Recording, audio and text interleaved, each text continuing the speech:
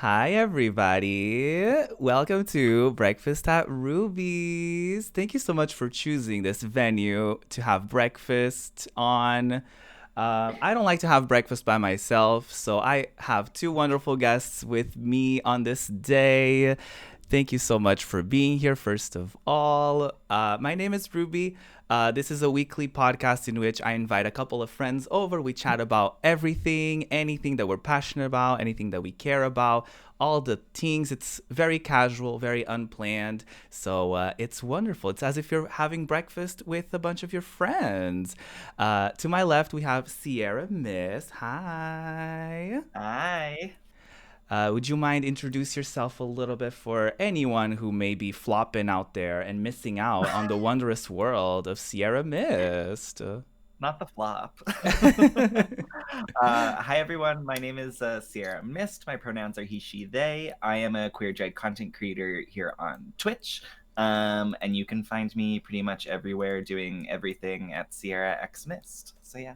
Yes, we love to see it. Do follow the account, all of the accounts. To my right, we have Steph. Hey. Hi. Same applies. You know, someone out there is flopping and they don't know about you. And we need to fix that. We need to fix that. So, do you mind introducing Yes, yourself a little bit for the people who don't of know? course. Yes. Hi. My name's Stephanie, and you can catch me on Twitch, YouTube, Twitter, Instagram, TikTok, and hopefully not IRL, but yes, you can Not catch me online that. anywhere. I am a variety content streamer and part of Rainbow Arcade with these lovely people. So, Oh, yeah, yes, I thank you forgot for picking out my lip color, by the way, telling me Yeah. to do bold lip Oh, earlier. you Thank you. know, I'm as an indecisive queer person, I it's the least I can do is to help someone make a choice in their life. But yes, as Steph mentioned, we are all a part of Team Rainbow Arcade. So I kind of wanted to start Mhm. with that because that's our starting point as we get acquainted with one another. So I want to ask both of you how what led to that moment of becoming a content creator and then eventually becoming a part of Rainbow Arcade. So we can start with Sierra. How did content Sure. creation start for you? That's a great question. I wasn't expecting that question. I know it's such Um, like nobody asks this kind of question on podcasts. I just feel like I yeah. need to be revolutionary and ask that. Mhm. Yes, Yeah. iconic. I know. I'm flustered. No, but I actually so I always kind of like was interested in content creation, but like never really had the time. And then when I moved to start my PhD, obviously I was like, oh my God, I'm gonna have so much time while I'm doing a PhD. And so I started just doing it because I like moved to a place I didn't know a lot of people, so I had a lot of like downtime by myself kind of stuff. And I just kind of like went on that journey, which is taking me lots of different places, including really honing and focusing my drag. Um, and then when I was getting more like settled in like what I wanted to do with like my content creation, that was around when Rainbow Arcade was having, I think it was its first round of like open like applications I don't know the timeline. But yeah, I like applied because I felt really like strongly about like what the mission of the team was. And I just like I love um like spotlighting people, and I love like just generally like creating platforms and things like this and like being part of that like infrastructure. And so the idea of Rainbow Arcade was just super compelling to me, so I applied and then I got in, and now I'm a team leader because I do it all. Yes, and we love to Because you're Yeah. that see bitch, yes. Yeah. it. Did the drag come before or after you started streaming? So they actually came like at the same time, but like separately. Ooh. So I like was starting to get into content creation, and then I finally was like, okay, I'm just gonna like sit down and start trying to figure out how to do drag, right? And then I was doing them both like separately for a while, and then I was starting to discover drag on Twitch, and I was like, oh, like that could be an interesting way to challenge myself. In terms of like my drag, but also gives me more of like a connection to like what's going on in Twitch, right? So I was like, okay, like I'm gonna start doing these two things together. But it was probably maybe, I've been doing drag and streaming for about a year, mediocrely in both respects. And then, No, not that. No, not that. well, okay, an artist is their own biggest critique, right? So like when I go back and look at both my streaming and my drag back then, first of all, I wasn't blue. Like, so, which was the mistake, yes. Yeah, which was the mistake. So it's like really bringing them together allowed them both to flourish into something that I'm so happy with now. Yeah. Wait, can we see the jacket? Because I know, is that? Oh, this is, yeah. I was like, Yes, oh, I'm not show showing up. us. I'm not showing up Yes. as Sierra today, but I'll wear my Sierra merch. So Yes. Absolutely. Absolutely. Listen, Sierra is a majestic creature that you need to see for yourself on Sierra's channel. thank you. That's Every that. Thursday. That's that on that. Yes. Yes. Your drag is amazing, Sierra. I just love, Thank you. love every part of it. Always. Absolutely. Yeah. Absolutely. I'm like, how? I'm incredible.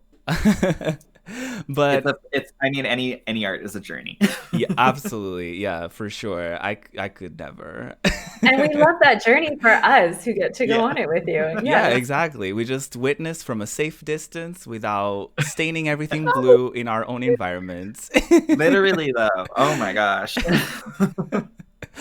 What about you, Steph? How did you get started with content creation and how did that lead to Rainbow Arcade? So I actually got into content creation because I'm incredibly competitive, low key. I love when someone says like, "Oh, I couldn't do this," like, "Oh, I can't do that." I'm like, "Could I?"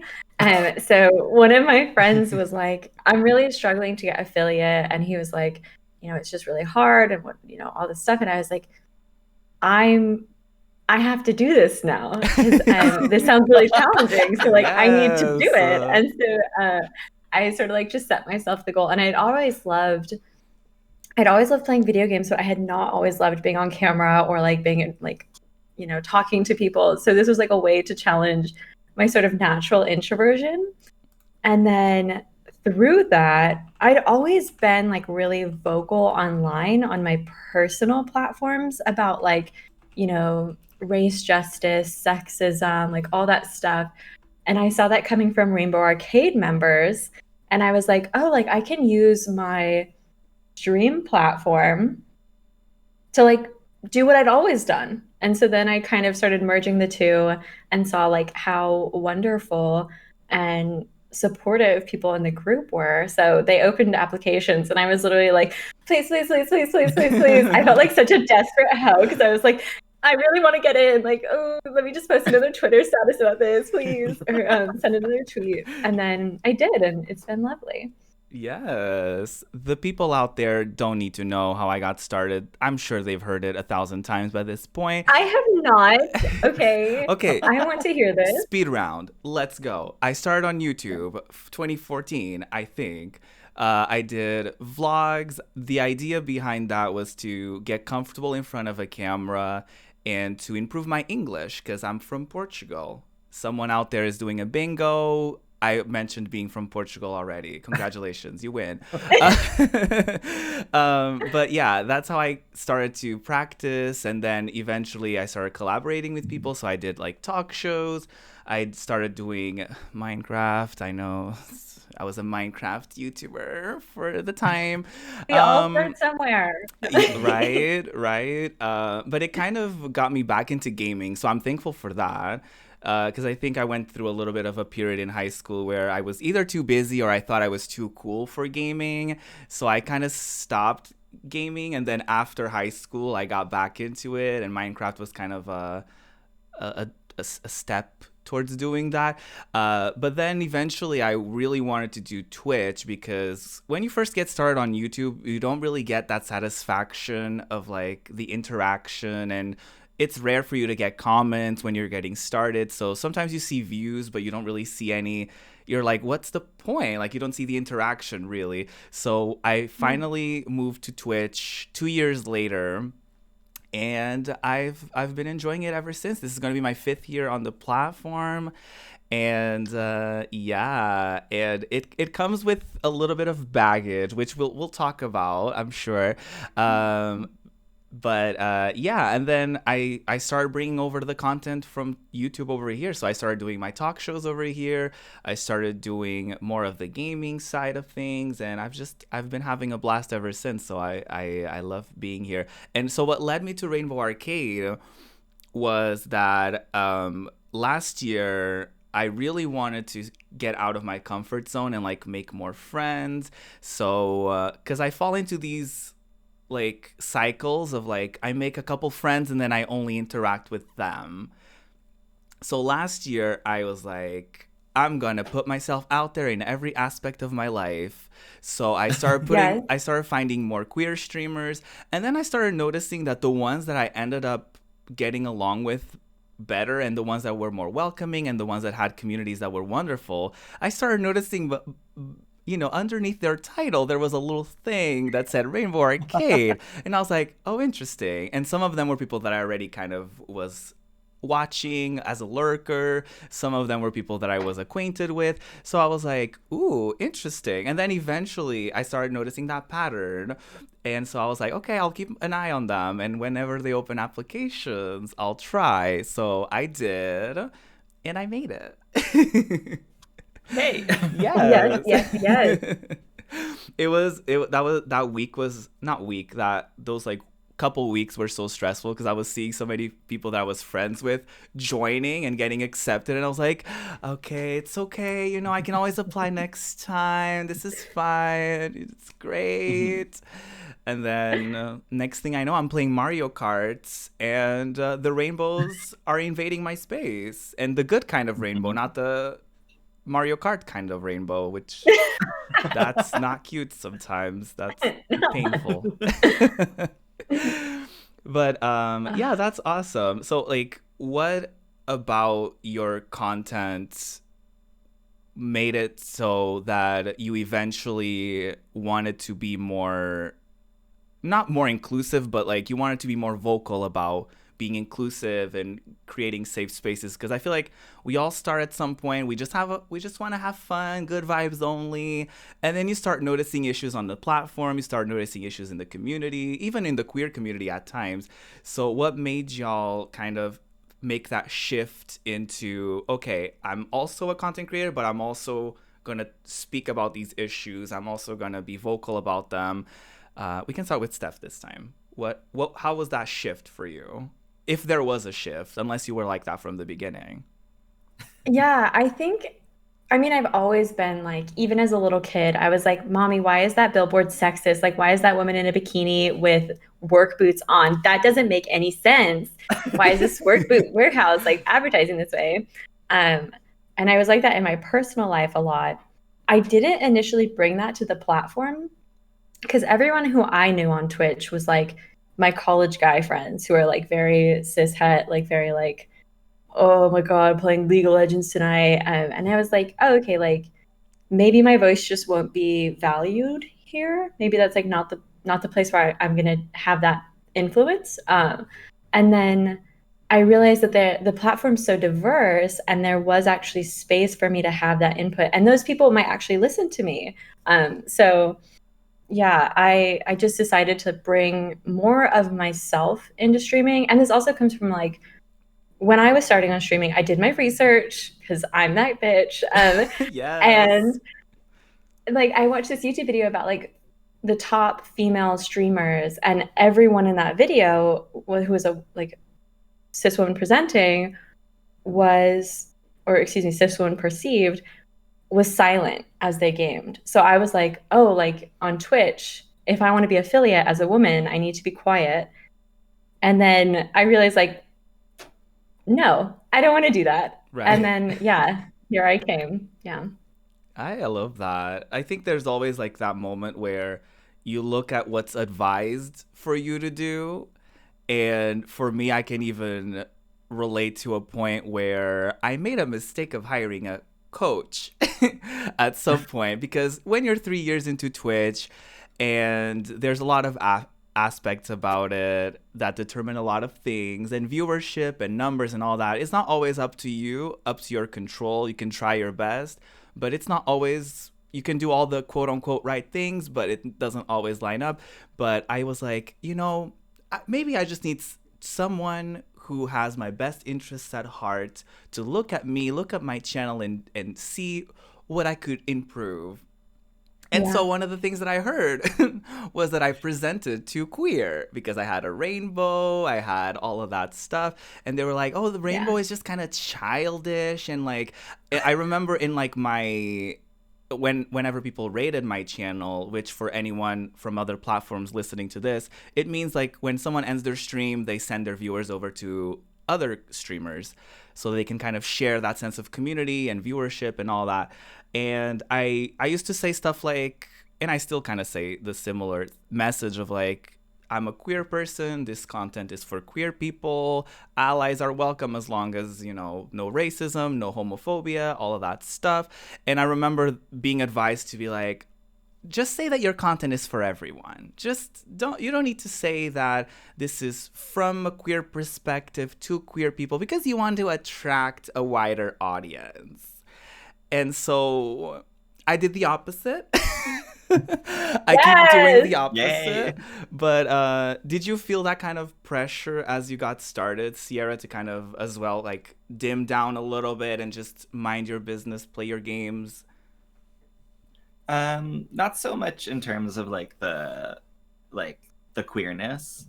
Especially once I started doing drag, it was like there was so much more that I had to contend with and like it was very clear like what was going on here. Right. So there was no kind of like dumbing it down or anything like that. But definitely like I have become more like outspoken on a lot of different in a lot of different areas in terms of like Twitch, because like I just was getting so angry. Like there's a lot of things that like Twitch does and streamers do that like upset me. Right.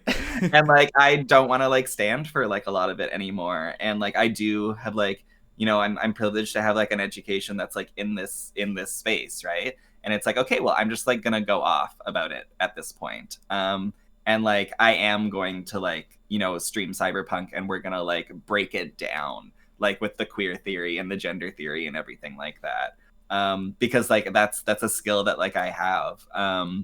And so I've kind of just gone more into it. But I was scared about doing it at first because I was like, is this gonna be too like pretentious for some people? Like, do people really want to hear me talk about like academic theories and this kind of stuff, or do people want me to do like big long threads like calling out like streamers for like using AAVE like too much in some cases? Like, do people really want that? And I eventually like I just tried it basically and started doing it, and people were responding to it positively. And it's like, okay, well, then I do have something to offer here other than just like being on like there's something more I can offer to the platform than just like the content that I'm already creating. Yeah, for sure. Yeah. I remember kind of making that shift with myself too, because it's always kind of, I don't know, there's always like not it's not usually loud. Like people are not yelling at everyone being like, hey, don't talk about certain things. But I feel like there's been like an unspoken rule of like, hey, don't talk negatively about Twitch, for example, in public, or don't call out other streamers because that's seen as like drama or whatever.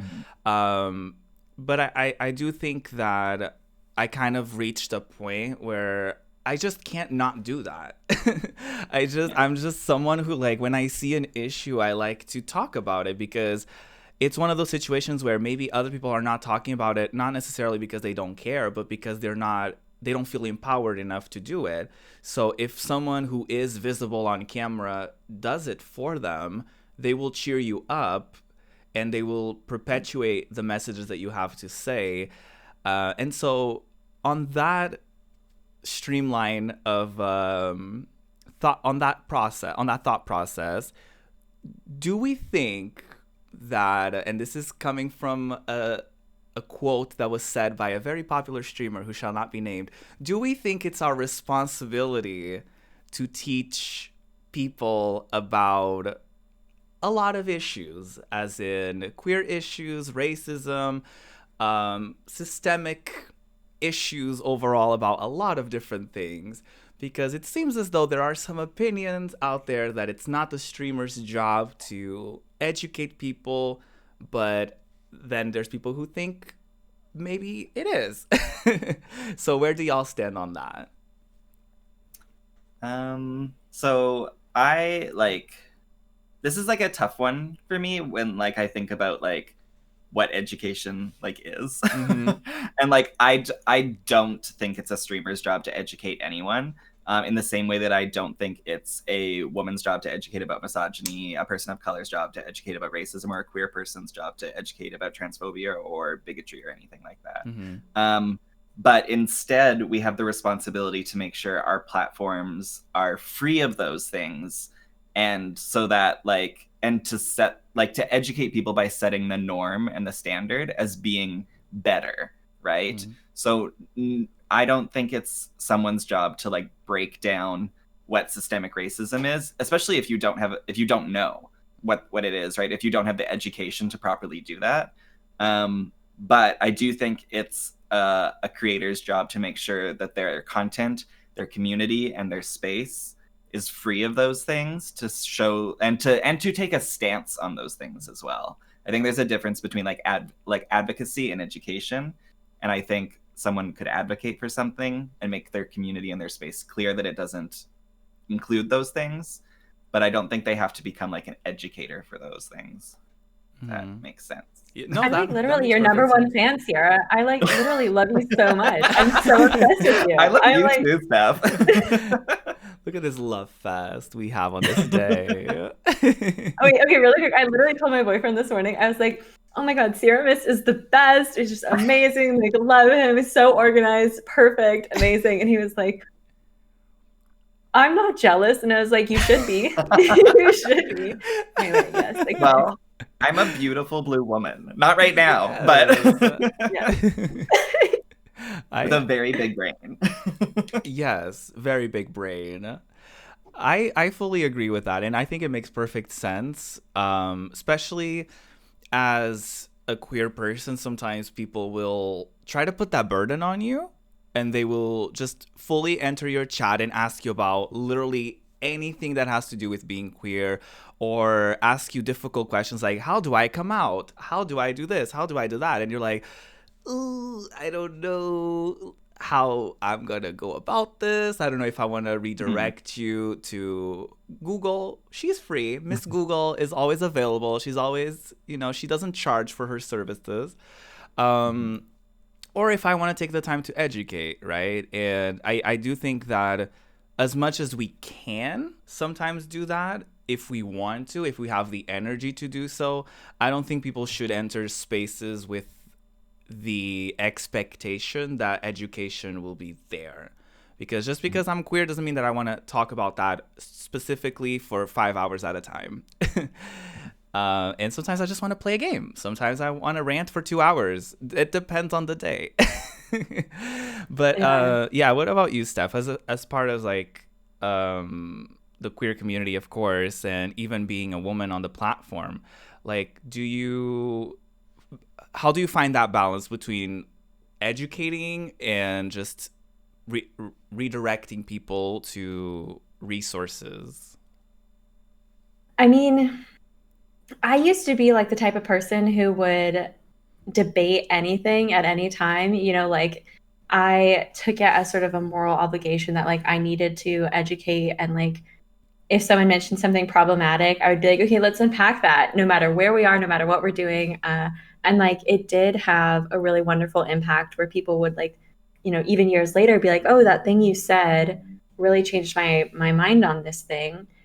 But as I've started dealing more with my mental illnesses and like getting into that, I've just realized like I'm not always the best equipped to talk about these issues, especially if I'm like gaming, where it's like I am already, if I'm gaming, I'll say like up is down and down is up, and I don't even recognize it. I'm just like, the shit that comes out of my mouth, I'm like, no, right. What?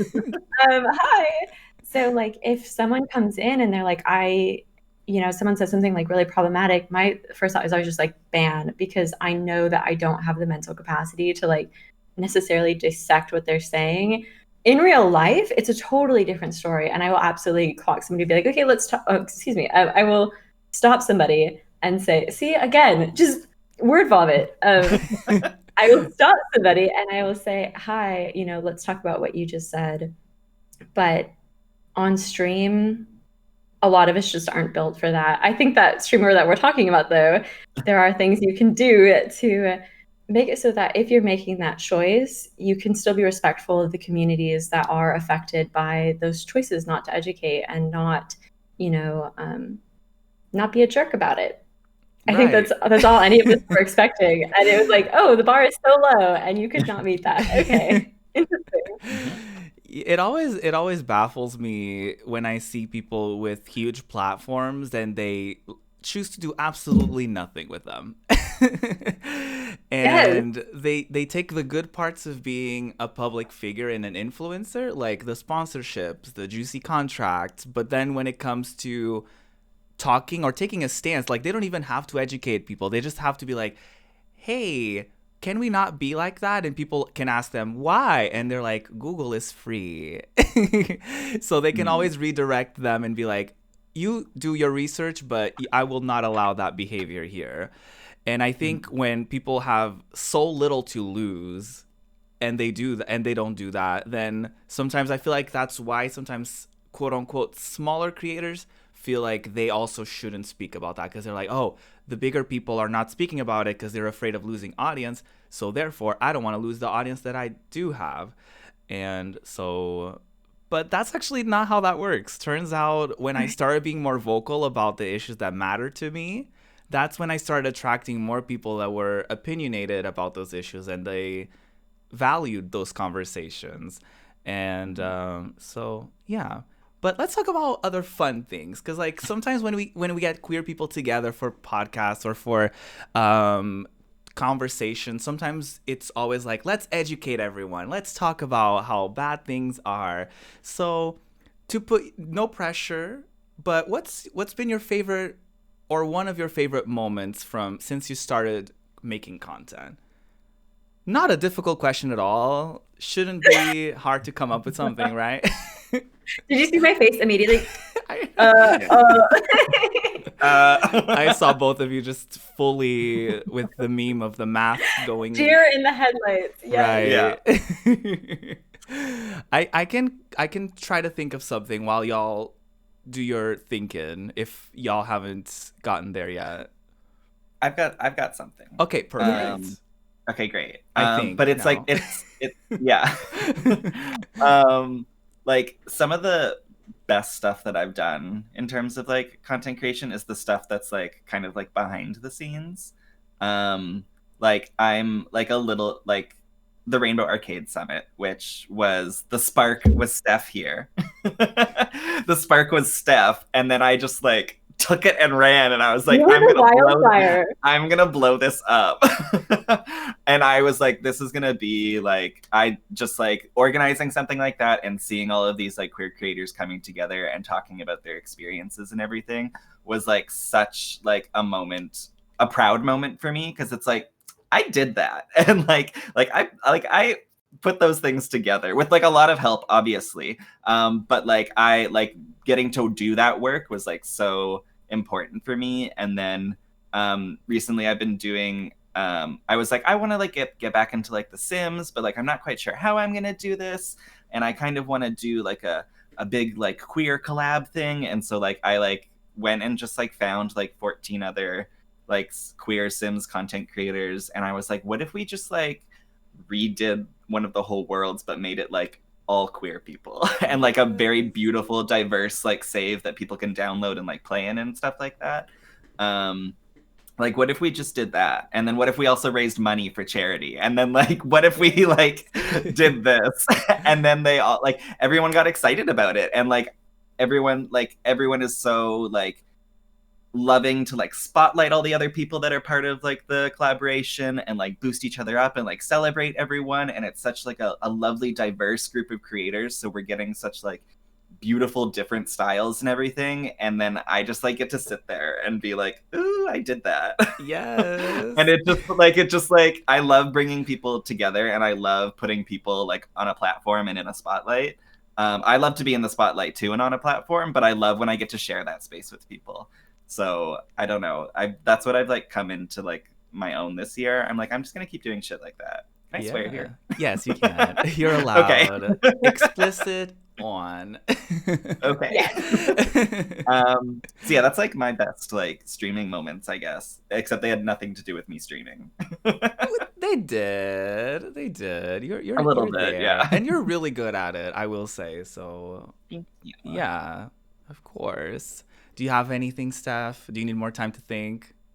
I have something. Ash pointed Yes. out in the chat the time I ate an entire cookie sandwich with lots of frosting I for saw charity, that. where it was literally like, I shouldn't do that. Okay. So I think actually though, randomly, one of my favorite things has really been like how much of a platform and an impact I've been able to have talking about mental health stuff. I know I keep coming back to that, but it's such like an oddly and surprisingly big part of my content. So like there have been people who came to me after watching like YouTube videos that I did, where like those ones that I did on stopping hate raids and getting mental health providers and all that, and people, that's like really meant a lot to people. And we're talking about like spotlighting and what's important to us, and one of the things that's important to me is being able to help other people. And so streaming is fun, but when it's like streaming that has like an impact, Yeah. oh my god, I love it. So those have all been really rewarding things for me. Yeah. I just wanna like fangirl over Steph for a moment, but like Let's do it. like anyone who like uses their like knowledge and their expertise and then like turns it into like a resource so other people can like do good things is like I'm obsessed. And so Steph is like, oh, these things happen to me. I'm gonna like figure out how to solve that problem in the future. But then I'm also gonna make sure other people know how to like solve that problem. And it's like that extra Yeah. step that like I'm obsessed. Like and like anyone who does that, I'm like immediately obsessed. So like I think your video, like I don't even have a stream deck, but I'm like, I love this. What's so amazing though is that like that all came from Rainbow Arcade people, where I was able to ask questions and people pooled their resources together in the Rainbow Arcade Discord. And it was like I couldn't have done like my stuff on hate raids and just like tons of stuff that I've done, especially on like locking down discords and all that, without Biggest Bennett, without Lita Games, like all the people on Rainbow Arcade really made that possible. So yes, that you fangirl over me, but I fangirl over our team. So yes. True. Me every single day logging in onto Discord. Oh, these people are amazing. Look at them. Just a proud parent figure, even though we're all around the same age. I'm just like, oh wow, look at them go. And it's really inspiring, actually. That's like one of my favorite things about being a part of the team, is that you just see people working so hard and doing so many amazing things, and you're like, I want to do the same. I feel empowered to do the same. It's actually one of my favorite moments as well for me. It was when we did the Trans Lifeline all month long fundraising. It was my first event as a part of the team, and it was so cool to see us just destroying those goals every single day. I was like, I guess tomorrow we're mentioning a different goal. and knowing that we were doing something so amazing for a community that is so often underrepresented and looked over, was really, really neat. And then seeing people coming into those streams, either my streams or anyone from the team, and seeing genuine interactions and genuine reactions to what we were doing, and seeing how much people truly appreciated that, not just for the fundraising, but also because they felt heard and they felt like we were helping them directly and rooting them on their journey. And that was one of the coolest moments that I've had on these like past 5 years of streaming. It was really, really cool. Like doing charity stuff is amazing, because you're You're being a clown, but you're also helping. So it's Yes. great. Imagine that being helpful. But I love all of us for being like we're such. I'm gonna just hype us up after I'm having Yes. my little champagne. We're just such good people. Oh my god! my All our favorite God. men are such good people. Things, yes. We're just like amazing, and it's no big deal, you know. Not Like, that. It is hard waking up every morning and being so kind and loving and amazing. Yeah, it is hard. It's a burden. Yeah, it is a burden. People don't really understand. It's yeah. It's so hard being amazing. But yeah, well, we have that. Well, Uh, yeah, but we've talked about some of our favorite moments.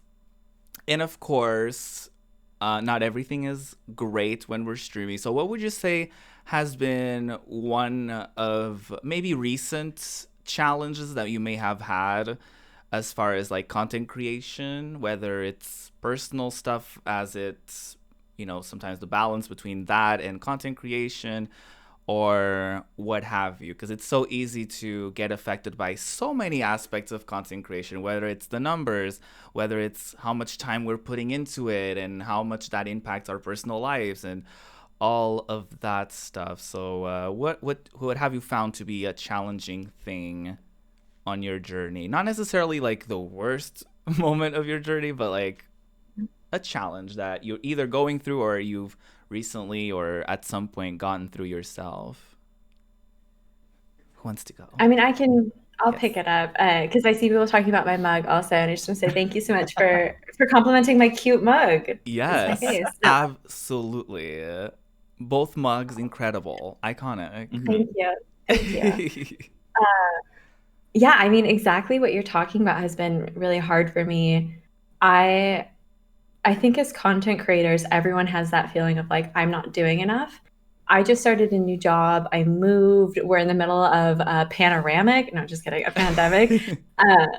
Life is hard. And I still feel that little thing in the back of my mind that's just like, you're not doing enough for your content creation. And even if I stream, even if I like try to stream as much as I can, I still feel that. And I think it's just something that like you really have to manage. I've been doing this almost like 2 years and I'm still like managing that aspect of content creation. yeah, I think like for me, it's kind of like developing like your own relationship with like your content and like the platform has been like a struggle because like obviously every time you finish your stream you're given a big list of like how you did compared to all your other streams with all these like very specific stats that are like made to make you feel a certain way about them with all these Right. little achievements and little goals and little milestones and that kind of thing. Um, and like I think something that's been really good for me but also like really hard as well is like trying to like change my relationship with like those like numbers in the streams and like the content, so that it's like better for me. And it's like something that I still struggle with, like where kind of like regressing a little bit and being like, oh, I'm plateauing, oh, like the numbers aren't growing, oh, I had a really great week and now I'm not, and oh, I flubbed this opportunity, like these kinds of things. And then it like takes that like extra work in that moment to like bring yourself back and be like, oh, but like I'm doing this thing that I really love and like that's what I'm going to focus on and that's what's going to make me feel good. Is like probably my biggest challenge, or the biggest thing like I've overcome is just like changing how I think about the numbers and things like that. That's an ongoing thing for me still. Like, I turned off all the emails that every single platform sends you, like Stream Elements, Streamlabs. I'm like, I don't even use Streamlabs at the moment, but everyone sends you all the emails telling you what you did and how well you did. And I think for me, it was kind of removing. I actually relate to both of your challenges. So I love that. I love that I struggle with two things at the same time. uh, but one of them is kind of changing how I feel about the numbers and not determining whether a stream was good if it had a certain amount of viewers or a certain amount of subscribers. Um, and really asking myself, like, no, how did I really feel about that stream? Like, did I have fun? And sometimes the streams that I have the most fun in, or the streams that are more impactful, sometimes they don't do that well according to Twitch's standards, because they also want you to measure all the numbers possible so that they get better ad revenue and all of that stuff. So noticing that it's not always about you helps too, because like with the pandemic, sometimes you get new viewers, and then a week later another country gets out of lockdown and you lose viewers, and it's like there's so much out of our control that it's so important to focus on the things that we can control. And on the other side, I also have started thinking about how my day went without thinking of how much I got done in a day. Because sometimes I notice as I journal every day, I notice that I would be like, oh, today was a good day because I did this, I did that, I did all of these things, I changed 7 layouts. And it's like, no, that doesn't mean that that could have been a terrible day for all I know. Mentally, I could have been stressed as hell, and it could have been a horrible like day. But it's weird how like we are so trained to think that a good day is a productive day, a bad day is a lazy day, and it's bad. So anyone out there, if there's anything you can take away from today's episode, is that first of all, resting is productive, so good on you. And also, like, the numbers aren't really everything. Of course, you can use them to your advantage and you can get opportunities from them and stuff like that.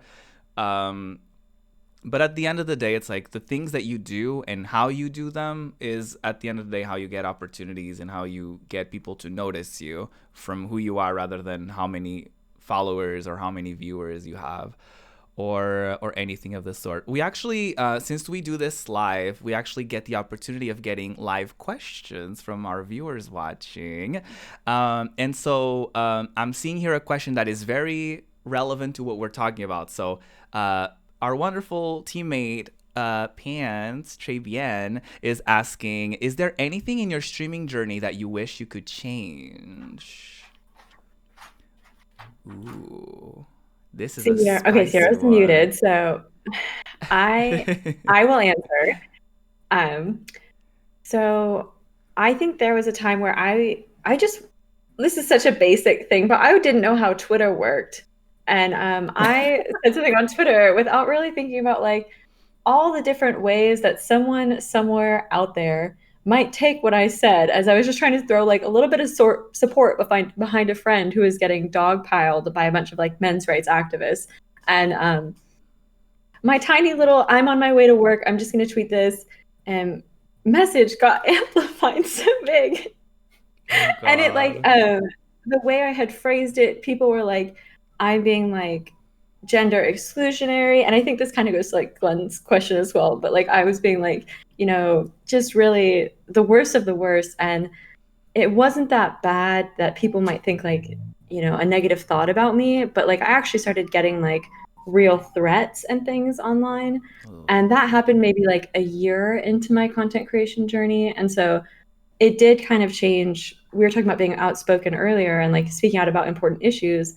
And it did change like how I interact with people online, because I just knew that I need to be really cautious, and like being overwhelmed with those types of messages, it really does a number for your mental health. And so there are things that's like the one thing I wish I could change. I wish I could have just worded that tweet better, because it did have like a snowball effect. And yeah, that's it. Yeah. That the internet is terrible sometimes because of that. It's like one thing that has so much good intent behind it can suddenly turn into something that goes over anything that you would even expect. Like you said, you were just going to work, trying to be like do your thing, and then next thing you know, I had 250 followers or something. I was like, no one's going to see this. No one's going to care. And then it was just like, I was Twitter's villain of the week or of the day. Aww. And I was like, it happens.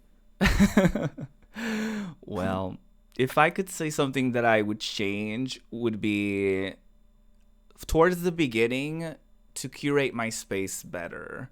And what I mean by that is like when I got started, I held on to whatever viewership I had, and I would give people too much of a leeway sometimes because I wanted to give them the benefit of the doubt, or I wanted to maybe I because sometimes when you're vocal about things or when you're opinionated, people kind of label you as like, oh, you're trying to sour the mood, or like, oh, you're too negative or whatever. So I always had that fear in the back of my mind, like, okay, maybe I'm just doing the most, maybe it's not that deep. So I kind of wish I cracked down on people's behaviors more from the beginning, and maybe that could have helped me in the long run a little bit more. I'm glad I do it now, and I try to catch people when they're doing something that's questionable. But that is still something that I'm working on. Like, I'm still working on curating my space, even though the person or the people don't necessarily break the rules. And that's something that I'm still struggling with. Because for me, I always, like, if I ban someone, I always have that thing of, like, I can justify it because they broke rule number 3. But if the vibes are off, or if the person is just not contributing to the energy of chat, sometimes I have a hard time just dismissing them because I'm like, I'm being mean maybe, or maybe it's not that deep. So I still have that. That's still something that I struggle with, actually.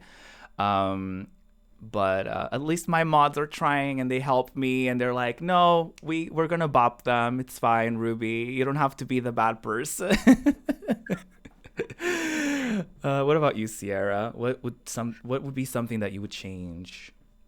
I think like kind of, it's funny that you mentioned like the mods thing as well. Like trying to like paying a little bit more attention and like care around like who like I bring into like that space. Not I haven't had like a huge like issue or anything, but just like sometimes like you really need people that are gonna like be in your corner, and you need people that are gonna be in your corner like to push like you forward and to also like keep you accountable as well. um like early on it was a similar thing that I had like to you, where it was like, okay, like every viewer counts, right? Every viewer matters because like you really need those viewers. Yeah. But like at the end of the day, like you do have to do that curation work, and you need people who are going to be in your corner to help you with that and help like shape it as well. So I wish that like it's very similar to you, like I also took the care of those things a bit earlier on. Yeah. Because I still have some people from my early days who are kind of, a little interesting, and and now I have that thing of like, oh god, they've been around for so long, I would feel bad. But at the same time, my mods are like, they have their hammers ready, and they're like, Ruby, just say the word and we got it.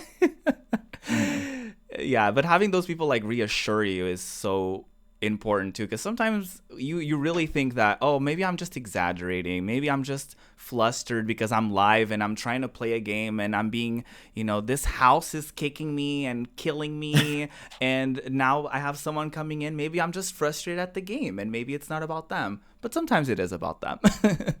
And that's okay to recognize. On that same vein, we actually do have a question from Glenn, which we kind of touched on a little bit.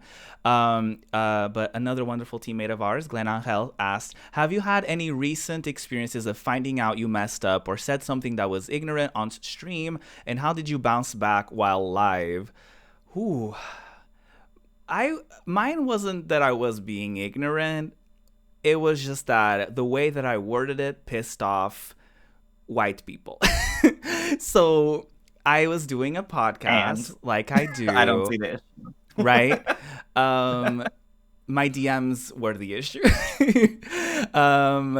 And we were doing a thing, and someone asked if they were clearly asking a question with the intent of me saying something that they could clip and put on a subreddit or a YouTube compilation, which I ended on both. So love that for me. No. A fails compilation, love that, because they asked if like white people could be if white people could be victims of racism, which we know the answer is no.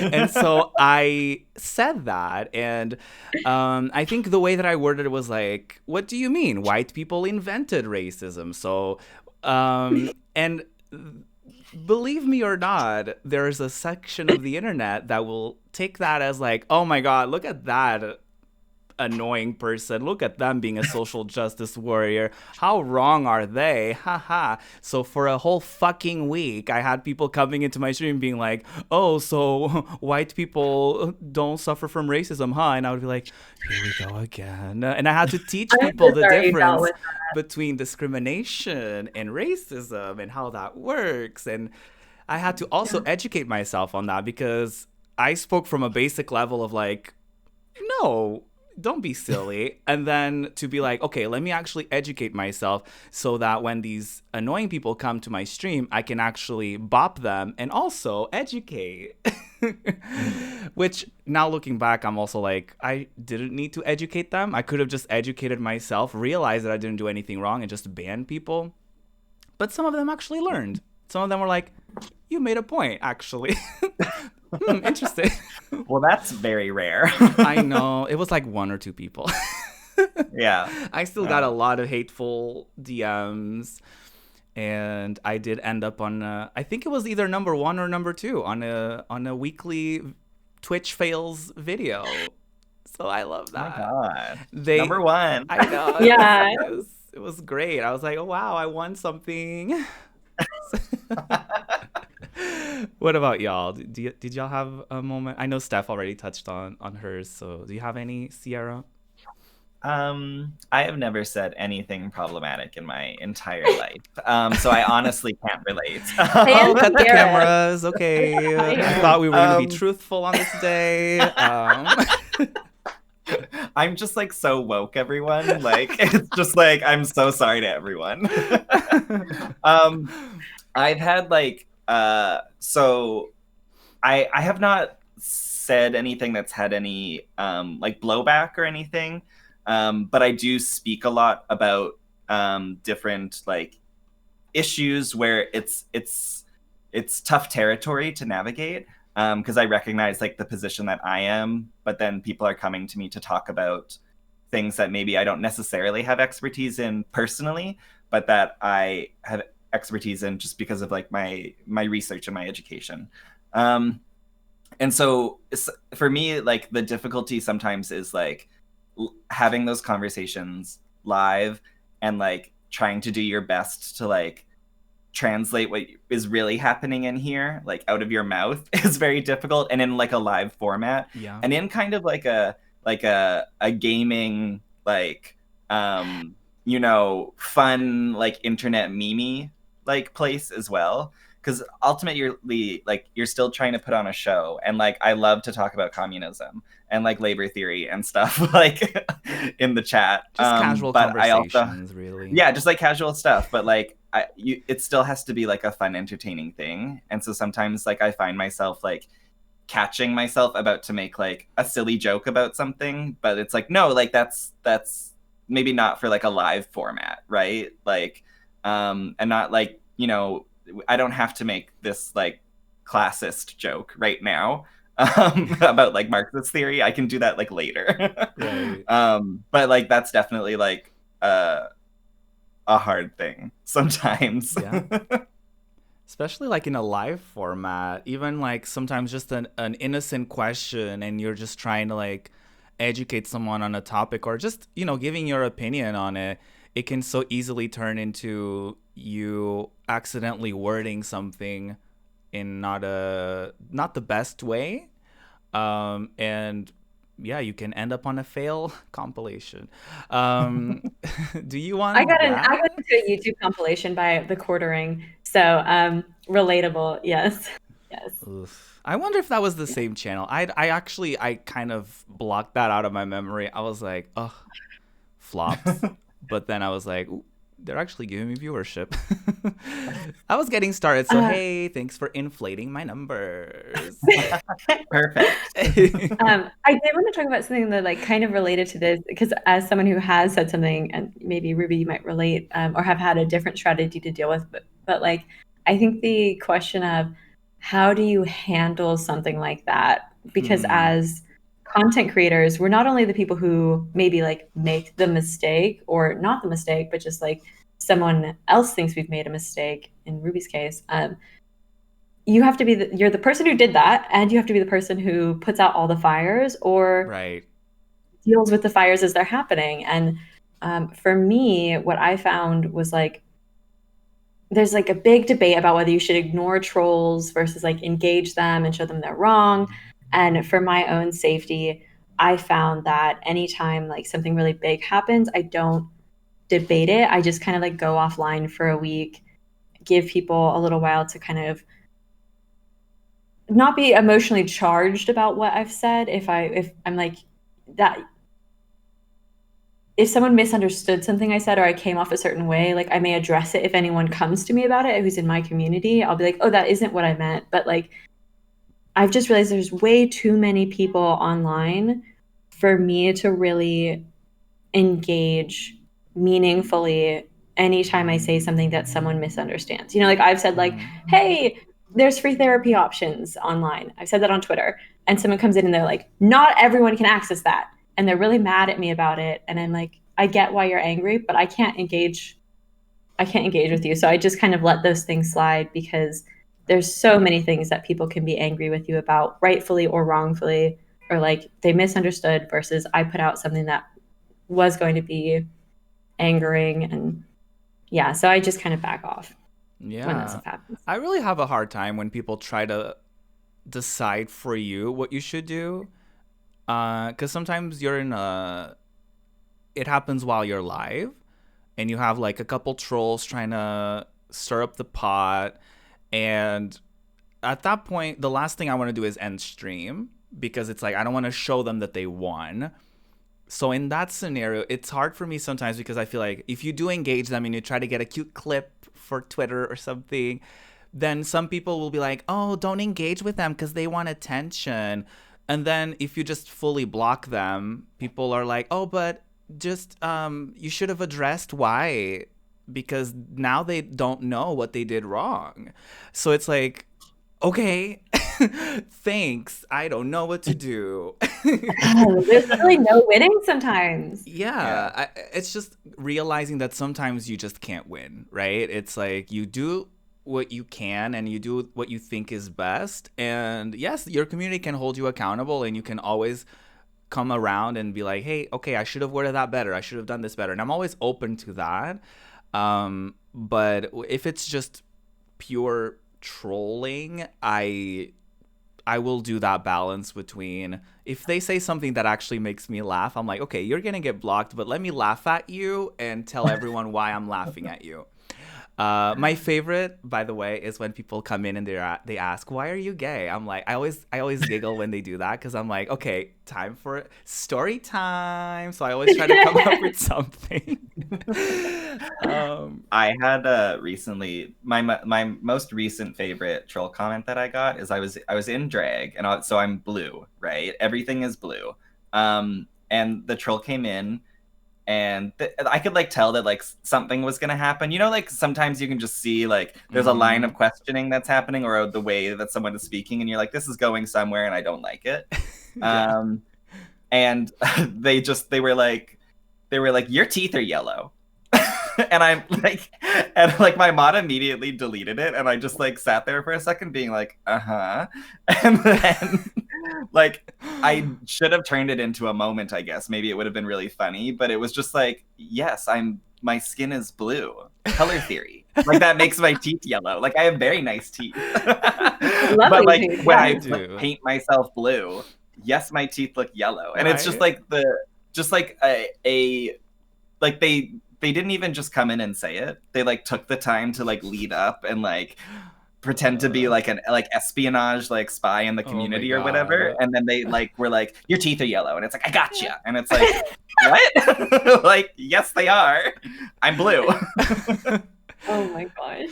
So it's just like, I don't know, just like the behavior sometimes I Right. truly cannot comprehend. 9 times out of 10, everyone notices the pattern is there, but they're just waiting for the other shoe to drop. Because you better trust and believe, like first of all, we play video games. We can see where, where a narrative is turning into a direction that we don't want it to. So first of all, there's that. And then like our mods are already like, okay, here we go. And they get their little swords ready and they're like, okay, be ignorant. And then they get them. So there's that. So I don't know. Sorry, my other favorite one is when someone completely new comes in and their like first or second like thing that they put in chat is like, any mods here? And they're like waiting for like the silence to then, I don't know, do attack. something. Yeah, and like do what? Like type something? Like, okay, like congratulations. Oh, that's funny. Do you have a favorite kind of troll stuff? No, I feel like my experience with trolling is so. I don't think that I get the usual types of trolls. I don't think, because I'm like a pansexual woman, so I talk about my boyfriend. So I don't get like a ton of people who are coming in and trying to troll about sexuality.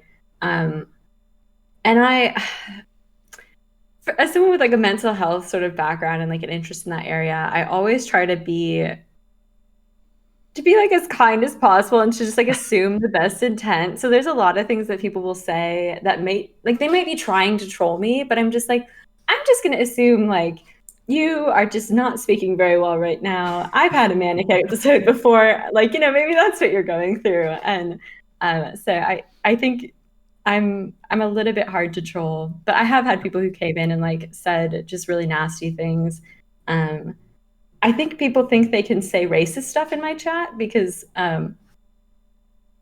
white lady, but that stuff just like gets banned really fast, and we have no tolerance for that. But yeah, no like fun stories. I'm never able to like if someone says something offensive, like someone time was like, I want to crawl up like. Nope. It was so graphic. Me and Sierra were like, oh, nope. I'm uncomfortable. Like, you can like, yeah. Oh, you don't even get to have fun with the trolls. That's sad. I know, it's bad. I'm always like, I want to make a little Twitter video, but I know. I feel like I don't have the patience for that. I applaud anyone who does. I don't have the patience to like allow for that to happen anymore. Like sometimes I don't even wait for the other shoe to drop. It's not cute. No, my DMs are closed everywhere. No one could. I have so much auto mod on. I'm just like, don't even come in here. I don't want this. Yeah. Right. Not this energy. Absolutely not. We do have a question from Lotus. This is more about gaming, so that's cute. And so the question is, are there any games or stories in general that are really important to you? Or faves, if you can't really think of something that's necessarily important, but something just kind of stuck with you. This is difficult. One of my Oh, yes, you have something. No, you go first. No, you. Okay. This will be really quick, I think. But like a recent fave of mine has been like Bug Snacks. I'm like obsessed with Bug Snacks. Like just the characters and the story and like the gameplay. Like I'm just obsessed with Bug Snacks. The team did like such a good job, and I think it should win Game of the Year for at least the next decade. So high praise. Love it. High praise. I love that. That's it. But yeah, why do you want to expand upon for the people who haven't played Bug Snacks? Sure. back it up with like some evidence. Yeah, we want to know. We want the receipts. So it's just like at like the base like game level, it's just like cute and fun and like a good time and like not too long but not too short. It's like just right. The gameplay is actually fun, and then on top of that, like there's like lesbians. There's a gay couple. Perfect. There's like a non-binary character. Like, love it. And they just like they do it in like the perfect way. Like it's truly what like when we ask for queer representation in games, like this is like Bug Snacks is literally what we're asking for. because it's like it's just so well done that you don't even notice it's there, right? Yeah. Because like just like real life, we're queer people are just like there, right? Like we're just there. It's We're not just like like that. people. Wow. Yeah, exactly. Like it's not that big of a deal. But so like this game just does like an excellent job of just being like, ta-da. And it's just a wonderful time. It's just I truly had my best time playing a game that I've had in a long time. Oh, I love that. That's Yeah. so sweet. One of my So- faves was Final Fantasy VIII, and not because of queer representation, but as a shy individual growing up, the main character, Squall, is like the embodiment of like a shy person who comes across like bitter or like harsh when on the inside they're just like, I don't know what to say. I don't know. Ugh, I'm overwhelmed. So they just say whatever. Which is, relatable when you're like growing up, as like when I played it as a teenager. But then seeing that character arc of like, he doesn't necessarily become an extrovert, which I think is like such a played out trope of like, oh, the person is really shy in the beginning and then suddenly they're an extrovert. So for that, I really liked that progression of like, he is better at expressing himself, but he's still like introvert. He's still shy. He's still an anxious being who may come across harsh sometimes. Listen, when I'm out and about before the Pandemic Lovato hit the stage, I just walk Oh my around God, with yes. my headphones and I have a resting bitch face. There's nothing else I can say. So I relate with him on that. Now it's probably even worse because people can't even see my entire face, so they can even see if I'm smiling at them. So there's that.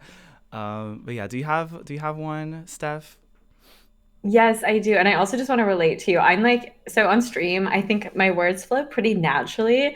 But in real life, I honestly sometimes talk like a robot. Like, I'm just like, I don't know how my boyfriend deals with it. I'm just like, what would you like to eat today?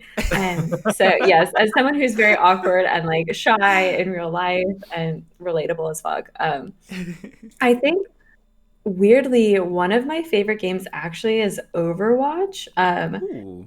I don't stream it very much because I find it to be really like hard focusing on chat and focusing on my rank because I'm obsessed with being almost platinum, which is not that high. But when I was in school getting my like second degree, I found Overwatch. I joined like a little house of Pachimari, and it was the first time I'd ever really done like online gaming. And I think that sort of launched me into being comfortable with the idea of Twitch because I was used to being in my little group chats, organizing things, chatting about other stuff. And we did it all through like the PlayStation app on our phones. But we should have been on Discord, honestly. And Right. so, yeah, and I had like hundreds and hundreds of hours in that game. I love it so much. Oh, that's nice.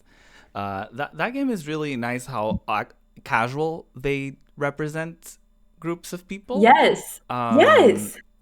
You just hear a little voice line and you're like, oh, that's cute. Oh, I almost didn't catch that. I love that. And just you just know that the wrong people are just like fuming. Yes. They're just like, oh, how dare homosexuality Yes. in my games? No. Yes, and that game is Yeah. also super satisfying because at least back in the day, it was very like you had to rely on your other teammates. Like it was very much a class-based game. And so I just remember this one game in particular where someone, they were saying something racist, and I was Mercy. I was our only healer, and I was just like, "You're gonna die today." Yes. I was just like, "Wow, this is really great." I don't even have to. I like reported, muted, and let them die. Right. So lovely. It's so satisfying because the redactors are out here healing people in these games. So if you come at us in the wrongest way, we'll get you by not healing Yeah. you, and you'll just get gotten. And it's what Yeah, you deserve. support payback. Yeah. 100%. Overwatch was actually it was the first game that I've ever streamed. Fun fact. Yeah. Okay, wait, who were you playing? Who was your character? Soldier in the beginning. Soldier, because he's like very easy to learn and to get into. So I liked him in that pre-release moment. Well, when the game was free to try. Nowadays I play Baptiste. I adore him. Ooh. He is cute. He's a healer, Yeah. and I can also kill people. Teehee.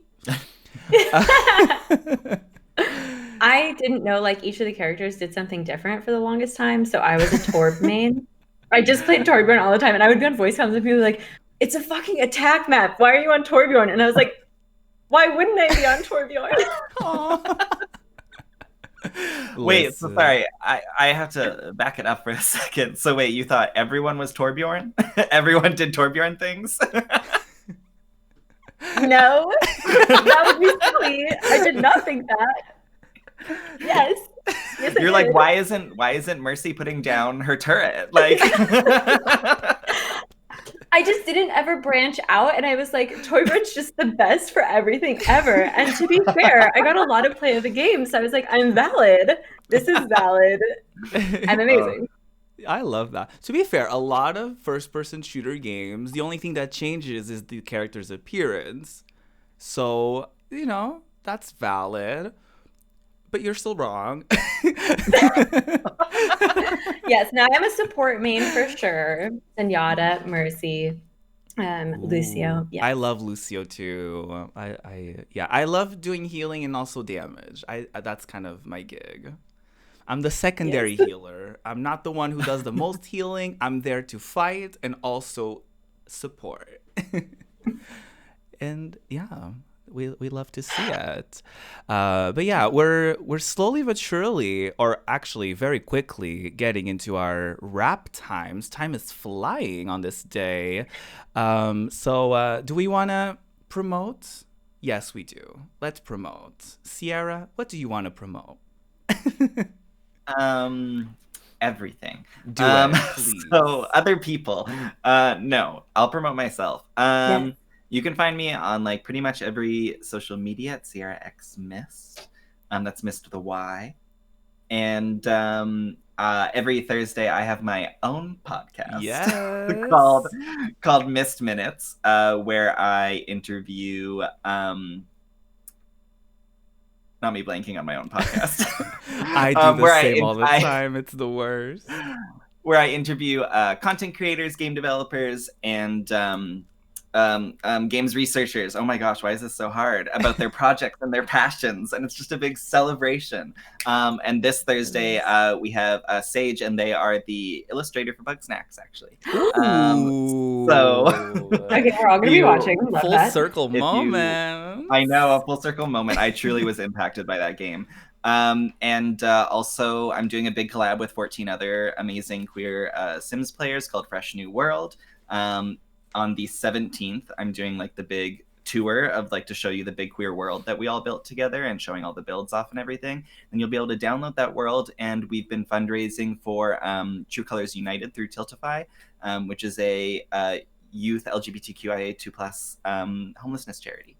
Yes. So come celebrate a bunch of queer streamers and raise money for a good cause and see a bunch of cute stuff in The Sims. Absolutely.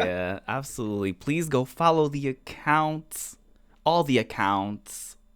Definitely listen to Sierra's podcast. Amazing, iconic, show-stopping. And I do mean it, so teehee. Thank you.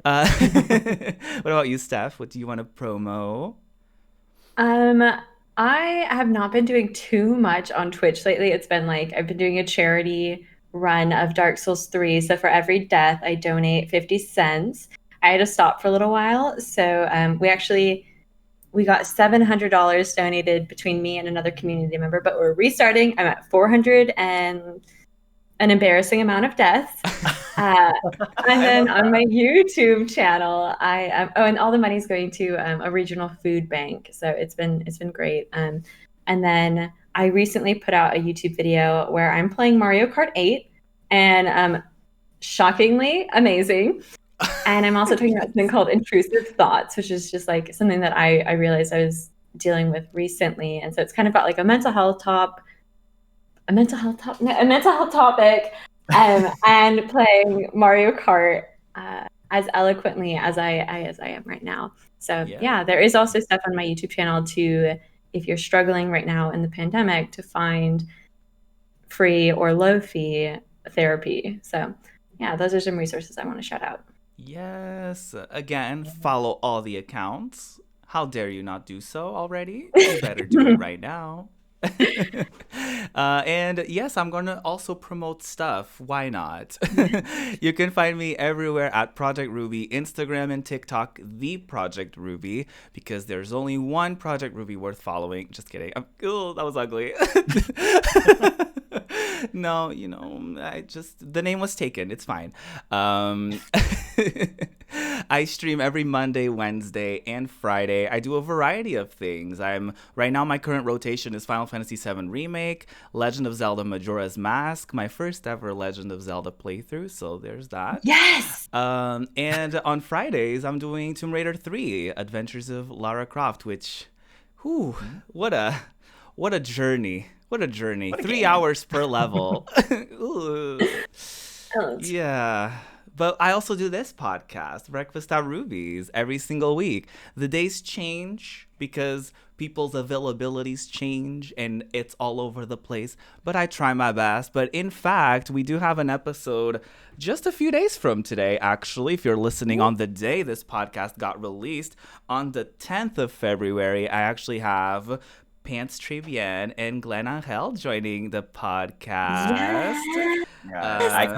Icons. Yes. Cutie. So Yes. 1 p.m. Eastern Standard Time, 6 p.m. GMT. It's a Wednesday. Feel free to join us. It's going to be great. If you enjoyed this episode, I'm sure you will enjoy the next one. I also have more episodes. This is episode 30-something. So there's more episodes for you to watch. It's on Spotify, it's on Apple Podcasts, it's on YouTube. It's everywhere, y'all. There's no excuse for you not to consume this content, this top tier content. Juicy, so juicy. But yes, everybody, thank you so much for watching and listening to today's podcast. I thank you so much for my wonderful guests. Thank you so much. No, y'all. thank you. This was so lovely. I love chatting with y'all. Yes. Thank you for having us both. The time flew by. And thank you, chat, for such wonderful questions. Y'all were great. Yes. So that's the perk. You gotta watch them live so that you get to ask questions. You know? But yes, I'll see you in just a few days for the next episode of Breakfast at Ruby's. Until then, stay safe, wear a mask, and bye. Bye. Bye.